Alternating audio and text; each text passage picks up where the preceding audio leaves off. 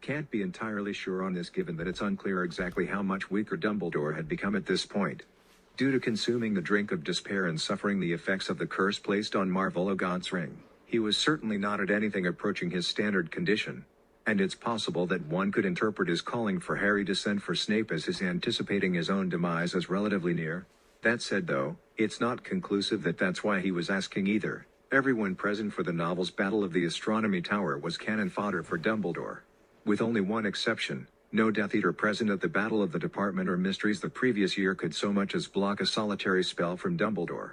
As a collective, they were brutally outmatched, including highly gifted duelist Antonin Dolohov.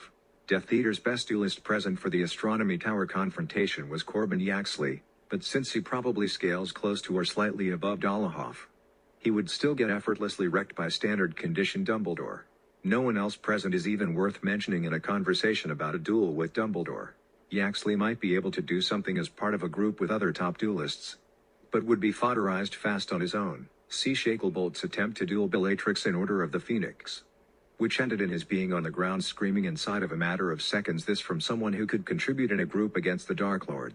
Draco loses to Harry routinely, and might as well be an insect to Dumbledore. My take. If he had wanted to, Dumbledore probably still could have beaten the assembled group of Death Eaters relatively easily. Maybe if he's very badly weakened Yaxley puts up a fight before being subdued, but that's about the best that can be hoped for. Dumbledore was just way too powerful a duelist to lose, unless he's essentially on death's door already. Bonus answer, if we're taking the film incarnation of the same battle described above, there's a considerably higher chance Dumbledore would lose, still far from a guarantee. But not quite a sure win for him either anymore. This is because, crucially, the films include Lord Voldemort's right-hand woman, Bellatrix Lestrange, in the Death Eater incursion. Bellatrix was formidable as a duelist, being described as having prodigious skill in the art. She was the sole exception to the incident mentioned earlier where no Death Eater could block a spell from a healthy Dumbledore. And she was a capable enough duelist to handle a 1v3 duel, something otherwise exclusive as a dueling feat to only the big three, Dumbledore himself, as well as Lord Voldemort and Gellert Grindelwald.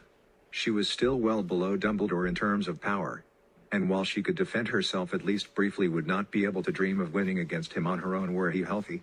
But in a scenario where Dumbledore is considerably weakened, she might stand a chance of winning. If we assume Dumbledore is operating on anything less than half strength, I'd say she goes from nuisance to genuine challenger in regards to the hypothetical confrontation.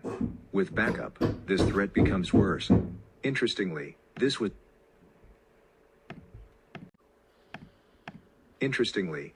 a scenario Dumbledore had considered in the novels, and was deeply apprehensive about having to live through.